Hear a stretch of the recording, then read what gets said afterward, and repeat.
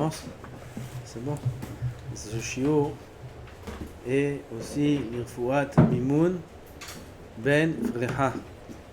שאר כל חולי עמו ישראל, הקדוש ברוך הוא ישלח לו רפואה שלמה בזכות התורה, וכן יהי רצון ונאמר אמן. Dit Shlomo HaMelech, un passouk qui est apporté plusieurs fois dans le chasse. Intéressant ce passouk. Nezem zahav be'av hazir. Isha yafa be'sarat ta'am. Nezem zahav, c'est un anneau en or. À l'époque, il y avait un bijou. C'est un peu revenu à la mode, ce bijou-là, de mettre un anneau dans le nez. Il y a des boucles d'oreilles. Il y a les boucles de nez. Et ils mettent ça avant à l'époque, les femmes. Hein? Sarah Imenu. Nezem c'est écrit dans la Torah. Nizme Azhav.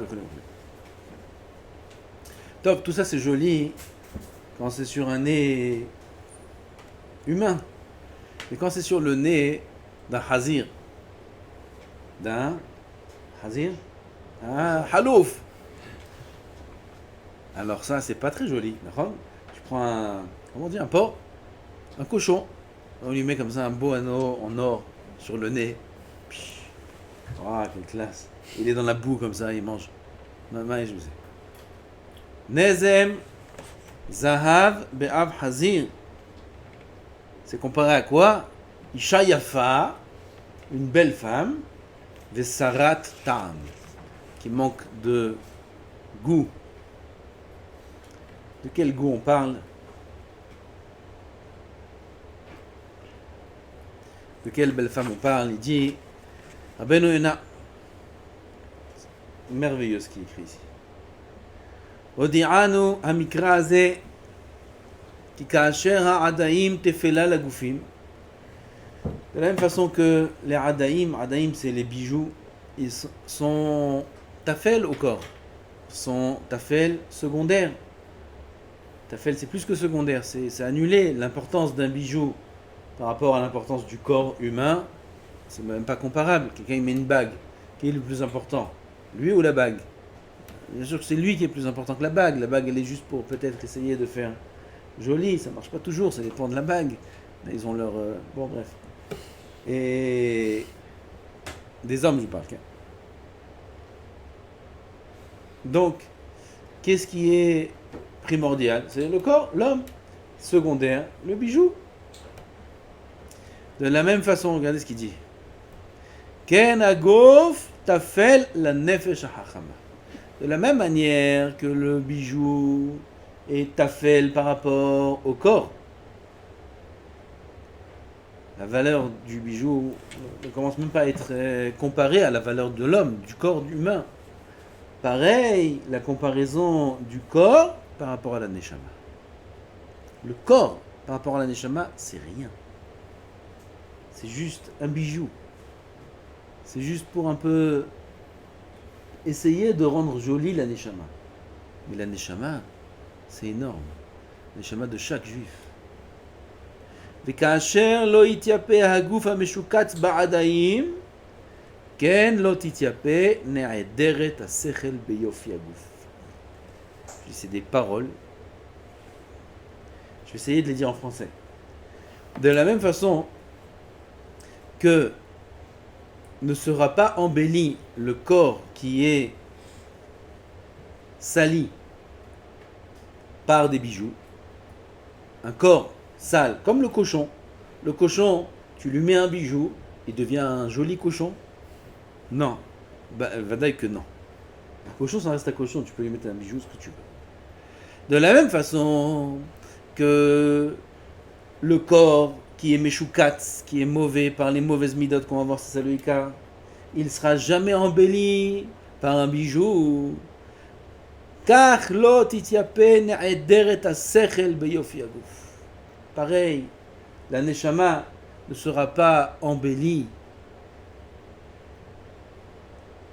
Ne'ederet hasechel. Une neshama qui manque de sechel, parce qu'on compare le corps meshukatz au bijou. La neshama meshukatz, c'est la neshama qui n'a pas de sechel, la neshama qui n'a pas de midot, la neshama qui ne réfléchit pas. Elle ne sera pas embellie par un beau corps. C'est-à-dire là, on est en train de parler de ce que fait toute l'humanité, à part les chachamim et les tzadikim. Dans quoi tout le monde investit? Dans la beauté.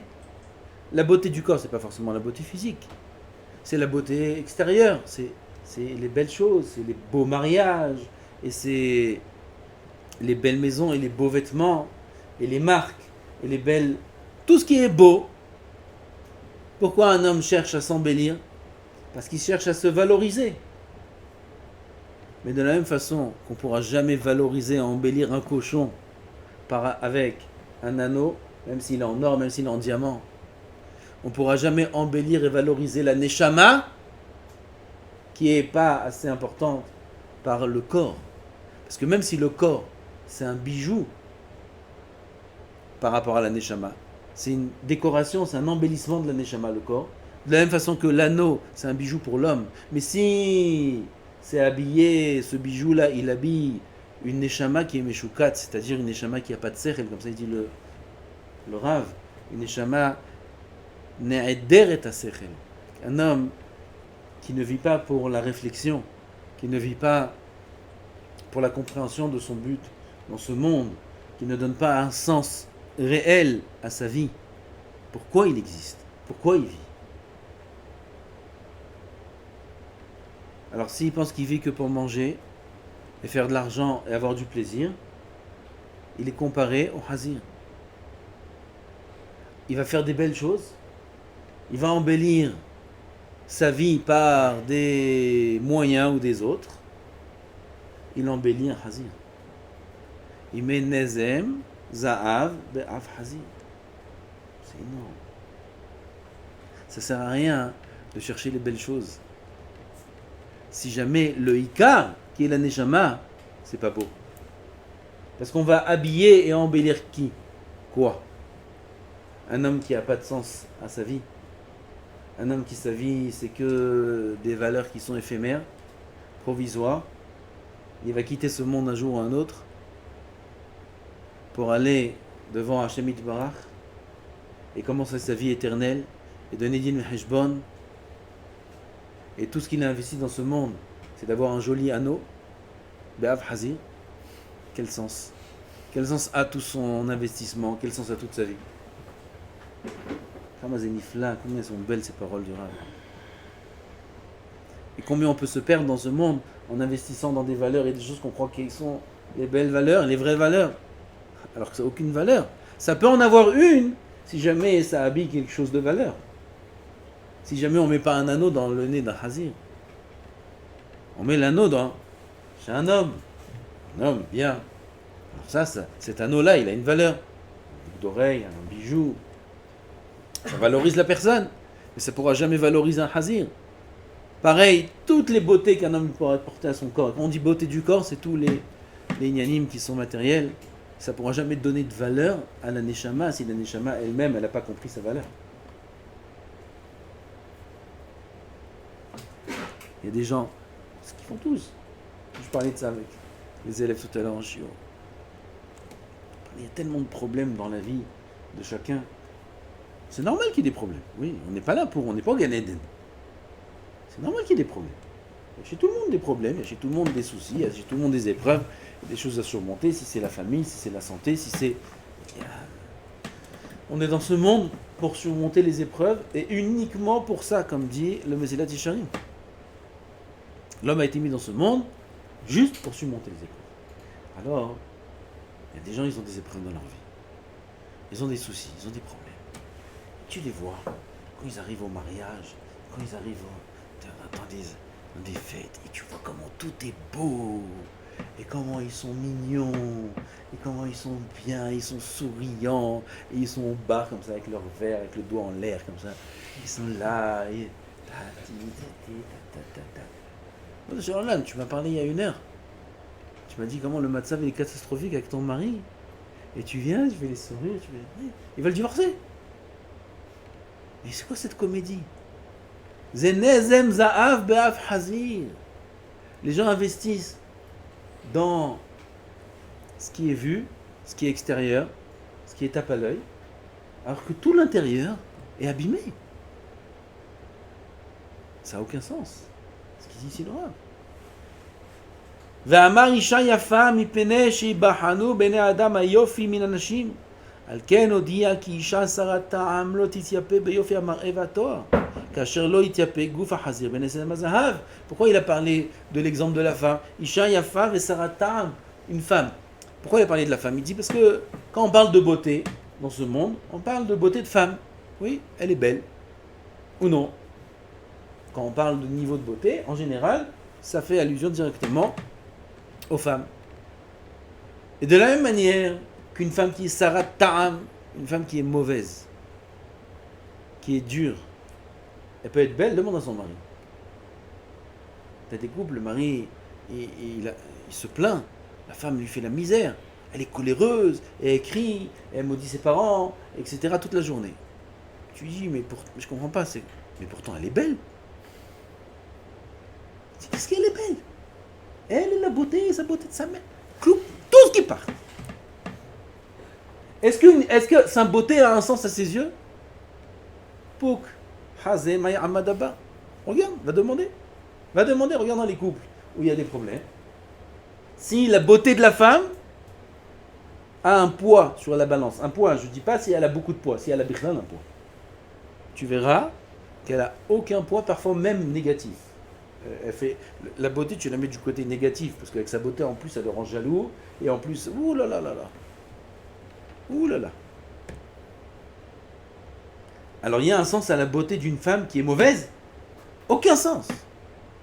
Comme il n'y a aucun sens à un ezem be'afhazir. Il n'y a aucun sens. Comme il n'y a aucun sens à quelqu'un qui va investir dans le matériel pour être beau, il va embellir son corps et ses envies, etc. Alors que sa neshama n'est pas belle. Il n'y a aucun sens. Le ikar dans la vie, c'est la neshama. Et quand on parle de neshama, on parle de proximité avec Hachem. On parle de Yirat Shamayim. On parle de Da'at Maskelet, comme dit le Rav. Da'at Maskelet, un homme qui vit au niveau spirituel, intellectuel dans la Torah. Ça a un sens. Pas une vie qui est matérielle, une vie d'animal. La majorité des gens, c'est comme des animaux. Qu'est-ce qu'ils font les gens? C'est des animaux sophistiqués, développés. Au lieu de manger des os, ils mangent de la viande. Eux aussi ils mangent de la viande aujourd'hui, ils sont tous mifounakim. Même les chiens maintenant, ils ont des magasins. Ici à Givatzev, un endroit où on reçoit la poste, le dehors, je sais pas. Vous connaissez Givat Hayot? Jamais je vais rentrer dans un magasin d'animaux, je sais pas comment ça s'appelle, c'est un nom ce magasin. On vend des choses pour les animaux. Il y a à manger pour les chats, il y a à manger pour les chiens, il y a à manger pour les souris, il y a à manger pour tout le monde. Et tu rentres là-bas, c'est une blague. C'est pas possible. C'est des boîtes de conserve, avec des goûts. La bouteille, vous savez, non? Avec des goûts. Il y a des couleurs comme ça, comme pour les hommes. Mamage, ils ont fait des... Peut-être mieux. Il y a des goûts, il y a des jouets comme ça, il y a des jouets comme ça, il y a des niches, il y a plusieurs tailles de niches. Il y a un 2 pièces, il y a 3 pièces. il y a tout. Avec des toboggans, sans toboggans. Il y a des cages d'oiseaux, des comme ça. Il y a des trucs qui tournent. Ils courent là, ils tournent. La roue. Hamster. T'as la roue comme ça. Un magasin pour les animaux, mamache. L'animal aujourd'hui est devenu sophistiqué, on lui fait des magasins. Dans ce magasin-là, il y a une pièce où on lui fait là-bas le brushing et tout, on le peigne, il sort que c'est un hatan, le chien. Il sort c'est un hatan. On lui fait là-bas le poil et tout, il sort, c'est hata. Ils ont des hôpitaux, ils ont des cimetières. Bien sûr, ils ont le droit, cimetière. Bref. Donc, le moussard, il marche même plus aujourd'hui. Parce que je dis l'homme, c'est un animal sophistiqué. L'animal, il n'est pas moins sophistiqué que l'homme aujourd'hui. Peut-être plus, il reçoit plus qu'un homme aujourd'hui, dans les droits et tout. Et sauf, la race humaine, elle peut, chas v'shalom, être un animal développé. Un animal développé, c'est quoi? Il mange de manière plus développée. Il dort dans des conditions plus développées. Il a des plaisirs un peu plus variés. On va parler des choses de tsniout, qui sont aussi... Je sais pas. Ça, on ne sait pas définir. Peut-être c'est pire que les animaux. Peut-être pire que les animaux. Les animaux, ils s'accouplent mâles et femelles. Je crois pas que chez un animal, ça existe des accouplements bizarres. C'est pour ça que je ne veux pas rentrer dans ce détail. C'est même pire que les animaux. En tout cas, c'est un animal développé. C'est tout. Un homme peut vivre comme un animal développé. Sans s'en rendre compte. Il peut avoir les plus belles choses au monde. Aval zenezem, zahav, be'af, hazir. L'Érit est venu pour être comme un animal. Comment on dit dans Tana Develiaou tous les matins? Aïn. Nefesh Mada. Ki akol havel. Veitaron adam min abema aïn. Ki akol havel. Levad, aneshama. On ne sait pas Itaron adam min abema aïn. Et là, ve. Umotar ha'adam min abema. Hazaku baruch. Umotar ha'adam min abema aïn. Il dit Eliyahu Navi. Eliyahu Navi dit ça. Umotar ha'adam min abema aïn. Motar, la valeur ajoutée de l'homme par rapport à l'animal, aïn, il n'y en a pas. L'homme n'a aucune valeur ajoutée par rapport à l'animal. Umotar ha'adam min abema aïn. Ki akol havel. Pourquoi? Pourquoi pas? Comment? On a des maisons, on a des voitures, on a des investissements, on fait des études d'économie, de médecine, de... Tout ça, pourquoi? Pour vivre comme un animal développé. Qui a kol havel. Car tout ce que tu peux m'apporter, c'est hevel. Hevel valim. Tout ce que tu m'apportes comme valeur ajoutée, c'est des valeurs limitées du Olamazé. Qu'est-ce que tu m'as apporté? Qu'est-ce que tu m'as apporté? Ton travail, tes études, ta famille, tout ce que tu veux. Hevel. Levad haneshama. Levad haneshama théo. Si ce n'est la neshama. La grande valeur ajoutée de l'homme par rapport à l'animal, c'est uniquement, levad, uniquement sa neshama. Ça, c'est la différence entre un homme et un animal. Alors celui qui ne fait pas 4 sa neshama, celui qui a mis sa neshama de côté dans sa vie, dans ce monde, celui qui ne craint pas le tikkun de ses midot, de sa hirat shamayim, de sa proximité avec Hachem, tout ce qui concerne la neshama, tout ce dont la neshama jouit et profite dans ce monde parce qu'elle ne profite de rien de nos steaks et de nos restaurants et de nos plaisirs. La neshama, elle n'a aucun profit. Je dis, mais c'est des charim. Compare ça au paysan qui s'est marié avec une princesse. Qu'est-ce qu'il peut lui offrir comme ça, monsieur Timmy? Qu'est-ce qu'il peut lui offrir? Qu'est-ce qu'il offre un paysan? Des patates. Qu'est-ce qu'il offre? Qu'est-ce qu'il peut lui offrir un paysan, une princesse? Et même s'il a cassé sa tirelire,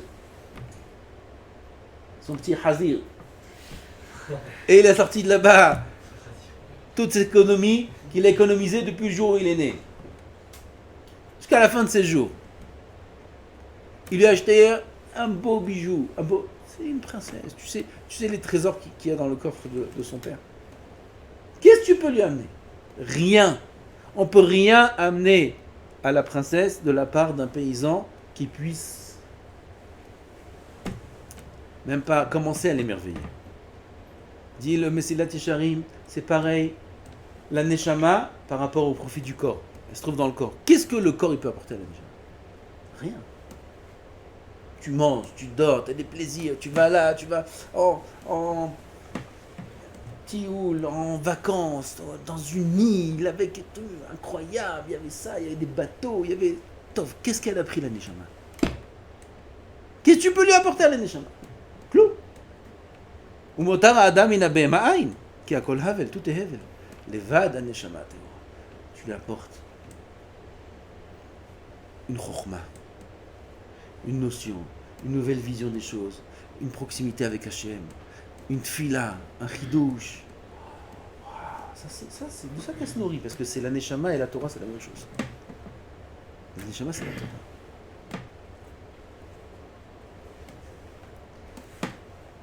Qui keshe'aikar garua ou pahut, c'est mot, chaque mot c'est de l'or.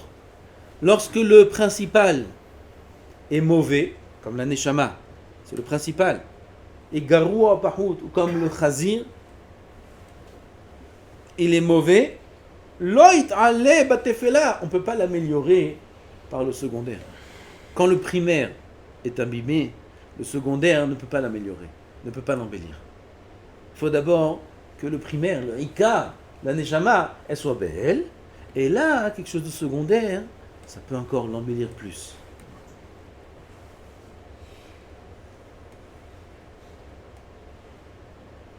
Quelqu'un il va avoir des beaux filles, boîtier incroyable, 5000 shekels, rien que le boîtier. Il y a des choses comme ça. Rien que le boîtier, sans dedans, rien, vide, sans les lanières, 5000 shekels. Tout confectionné à la main. Il faut 5 ans pour faire le boîtier. Magnifique. Et il met dedans des parachutes qu'il a achetés à 100 shekels. Je ne sais pas qui c'est qui les a écrits, un homme, une femme, un juif, un goy, je sais pas ce qu'il y a. Il a mis dedans des parachutes. Il y a un sens à sa mitzvah. Il y a un sens à cette filine. C'est pas chose qui n'a aucun sens. Mais pourtant les boîtiers sont magnifiques, sont en or. C'est pas sous en or, on a appris ça. Ah, magnifique. Oh, il a fait, je sais moi, un boîtier de mezouza, comme ça, or massif. Tout le boîtier de la mezouza, or massif. La vache. Un lingot. Il a fait un trou dans un lingot. Il a mis sa mezouza, c'est un lingot d'or. Ça marche, c'est caché. Peut-être il y en a, ils ont encore des idées comme ça, peut-être. Un lingot d'or. Ah, c'est ça, c'est le boîtier. Voilà, ça. Et dedans, qu'est-ce qu'il a mis? Un parchemin. Il a acheté 10 shekels. Au puce. Elle veut quelque chose à la maison, elle protège sa maison. Rien du tout. Alors non, mais il a une belle vie. Il a une belle maison. Il a une belle voiture. Il a une belle femme. Il a une belle... Tout beau, magnifique. Et dedans, tout est... Il y a un sens à tout ça? Peut-être que non.